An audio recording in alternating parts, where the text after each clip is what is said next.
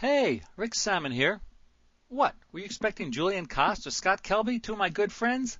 Well, go to Photoshop World and check them out. They're wonderful instructors. All right, you're looking at a very boring picture of what's called a screaming devil. These are buses that scream through the streets of Panama. They're very colorful. There's action everywhere. People running out of the way. Well, this picture doesn't have a lot of action, and it doesn't have a lot of color. I'm going to show you how to fix that, how to add some pizzazz to it. Now, before I get going, I want to tell you I'm working on a copy of the image, and I'm not using what's called an adjustment layer.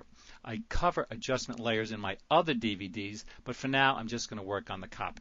So let's add the color first. I'm going to go up here to Image, Adjustments, go down here to, I'll use Saturation for now, and boost the saturation.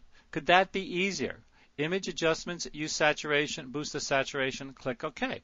Picture still looks a little flat. I'm going to go to Image, Adjustments, go down here to Brightness, Contrast, and look at that, boosting the contrast. Here's the before picture, here's the after picture, before, after.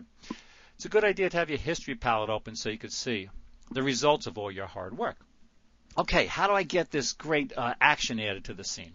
Well, I have my Layers palette open. I'm going to click here, drag down here to the Create New Layer icon. So I have two layers exactly the same, one on top of the other. I'm going to go to Filter, Blur, go down here to Radial Blur, Filter, Blur, Radial Blur, and here I've selected Zoom. We can select Spin or Zoom. People running out of the way kind of spin through the streets, but right now I'm just going to use Zoom. And if you click on this little center point here, you can move this around. So if your bus was off center, I'd move it here, but it's centered.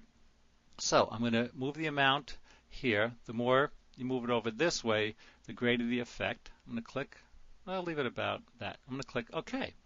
So now, look at this. I hope I didn't scare you. Now it looks like the bus is coming right toward you, but we can't see all the cool detail there. So I'm going to click on my eraser tool, and starting from the center, if you hear that clicking in the background, I'm using the left bracket to make it smaller, right bracket to make it larger. Look at that. Now I can see the detail. As I move out from the center, I'm going to go up here to my opacity and reduce that, so the erasing happens at a slower rate. So now the picture has a lot more action, but I can do better. I'm going to go over here to my crop tool, and I'm going to crop the picture like that. And when I move the crop tool outside the image area, I get this arrow with two arrows on the end, this line with two arrows on the end. So I'm going to tilt that just a little bit to create what's called the disequilibrium effect. I'm going to hit the return button, and then I'm going to go back in and crop, and look at that. So now my picture has pizzazz. Let's move this up here. Here's the picture.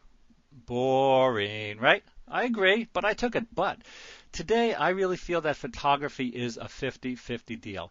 50% image capture, 50% digital darkroom work. So, words of advice. Keep that in mind when you're taking a picture, and also when you go to Panama, be careful. Be careful. Watch out for the screaming devils.